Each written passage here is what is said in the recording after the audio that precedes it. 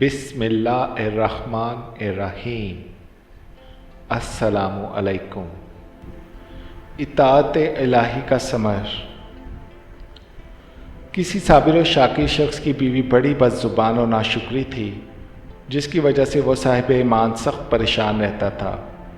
چنانچہ ایک مرتبہ جب 2-3 روز تک کچھ کھانے کو میسر نہ آیا تو اس عورت نے اپنے شوہر کو بہت کچھ سخت و سست کہا کہ بال بچے بھوک سے مر جاتے ہیں اور تو نکٹو گھر میں بیٹھا ہے، کچھ تو شرم کر اور کما کر لا تاکہ بچوں کی مصیبت دور ہو۔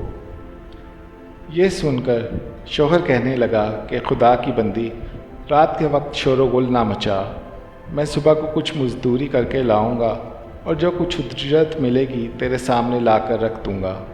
چنانچہ جب وہ اللہ کا بندہ صبح کو مزدوری کرنے گیا تو کسی نے اس کی بات نہ پوچھی، باقی سب مزدور اپنے اپنے کام پر لگ گئے۔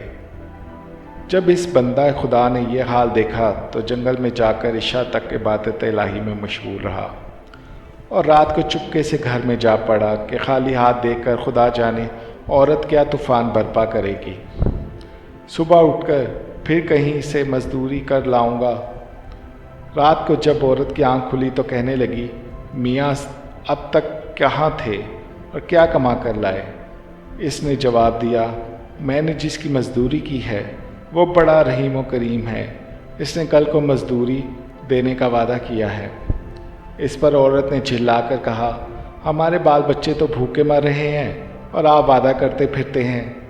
پھر صبح کو وہ شخص مزدوری کے لیے گیا، مگر خدا کی شان، پھر بھی اس کو کسی نے نہ پوچھا اور وہ مجبور ہو کر اسی مقام پر جنگل میں عبادت الہی اور گریہ وزاری میں عشاء تک مصروف رہا۔ رات گئے، جب ڈرتے ڈرتے گھر میں گیا تو وہ عورت کہنے لگی، 2 دنوں کی مزدوری لائے ہو؟ اس بیچارے نے گھبرا کر کہا، آقا نے کل 3 دنوں کی مزدوری دینے کا وعدہ کیا ہے۔ یہ سن کر عورت آگ بگولا ہو کر کہنے لگی، اپنا بھلا چاہتے ہو تو صبح 3 دن کی مزدوری لے آؤ، ورنہ منہ نہ دکھانا۔ صبح کو اس عورت نے ایک تھیلی اس مرد کے حوالے کر کے کہا، 3 دن کی مزدوری اس میں لے آنا اور خبردار خالی ہاتھ گھر میں نہ آنا۔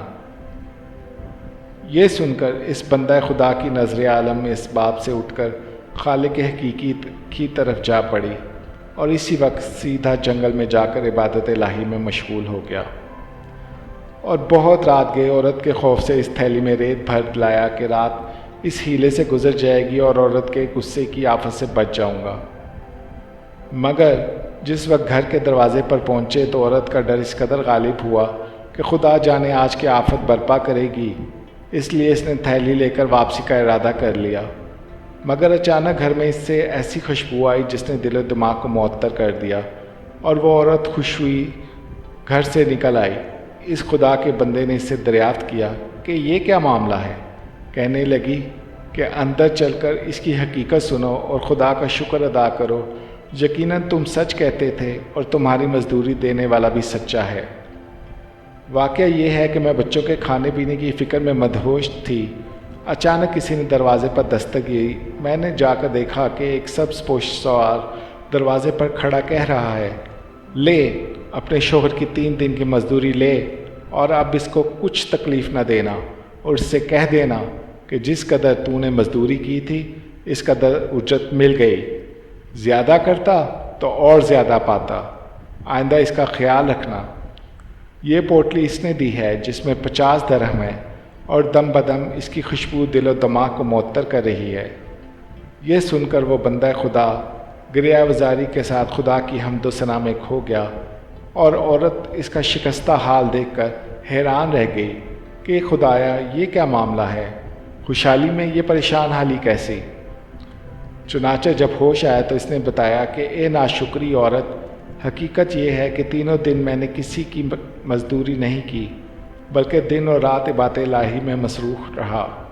رات کو آ کر تیرے خوف سے یہ ہیلا کر دیتا تھا کہ آقا نے کل مزدوری دینے کا کہا ہے، مگر میرے مالک حقیقی نے اپنے غلام کو سچا کر دکھایا اور تیری رات دن کی آفت سے مجھ کو نجات دلا دی۔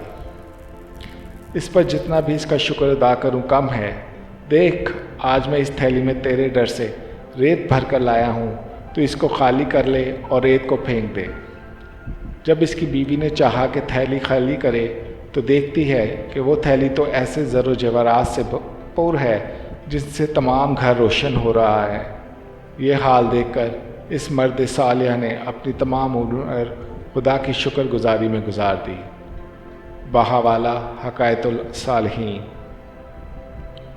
سبحان اللہ، جو بندہ اپنے خدا پر بھروسہ کر کے اس کے اطاعت و فرما برداری میں مصروف رہتا ہے، اسی طرح اللہ تعالیٰ غیب سے اس کی مدد کرتا ہے۔